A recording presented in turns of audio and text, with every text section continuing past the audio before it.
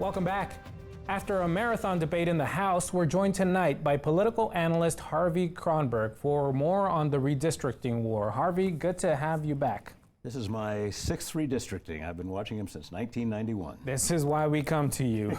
So nothing is guaranteed in the legislature, of course, but these maps look like they are going to pass the entire legislature, and a court challenge is likely the next step. So can you explain to us what sort of was happening during today's 7-hour debate? We saw Democrats asking a lot of questions. What were they trying to do? They were essentially trying to establish a record for the courts, in addition to trying to establish that this map came from the White House, something that Chairman Hunter bobbed and weaved around, obviously, and never admitted. But, including saying he doesn't even know his own lawyer's name, I think. Exactly. It's I know the name of the firm anyway. I presume he does too. It's Butler and Snow. But no, they spent a lot of time establishing the record for the court, and then when it goes over to the Senate, they're actually going to have the rules are going to be a little more permissive. They'll be more expansive on building the court record.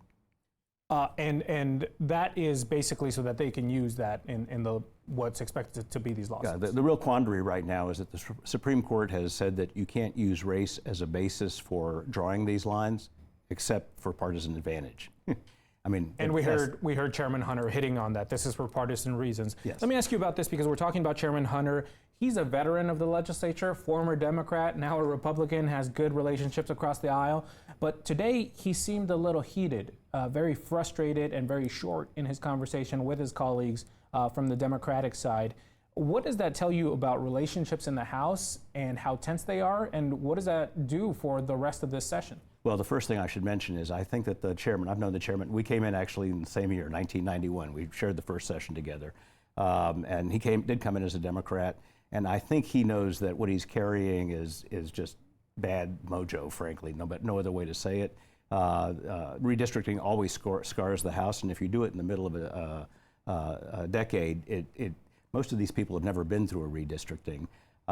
There's no moral high ground here for him, and I think that he's doing the best he can under these circumstances, but there's poison in the air, and it's going to take a while for them to recover from this.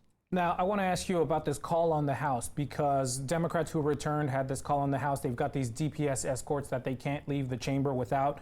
One representative and a couple of others joined her in sleeping in the chamber because they protested this DPS escort. How unusual is that? Never seen it. Never seen it. Now, we have had DPS go out with civil arrest warrants, and they would bring them back, and usually it's tagged, we've got you. There's nobody resists arrest or anything. Nobody's ever been caught, frankly. Yep. It's more kabuki theater than anything else.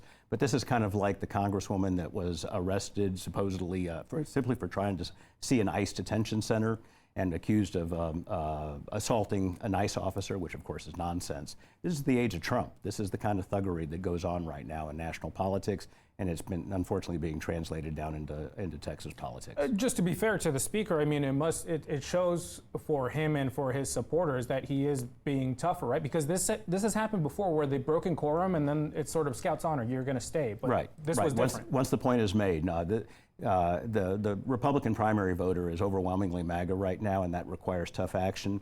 He is walking a tightrope. He's having to channel Trump. I don't know that he would have done this on his own devices, but considering the threats that Greg Abbott has made and his political consultant, Dave Carney, I don't think there was any other avenue other than to play tough guy. And the final thing, very quickly, what do we expect in the future? How quickly do these maps get done? Assuming they get out of the House quickly, they are expected, I think, in the Senate tomorrow. Correct. It should all be done by Friday, I would think, at the latest.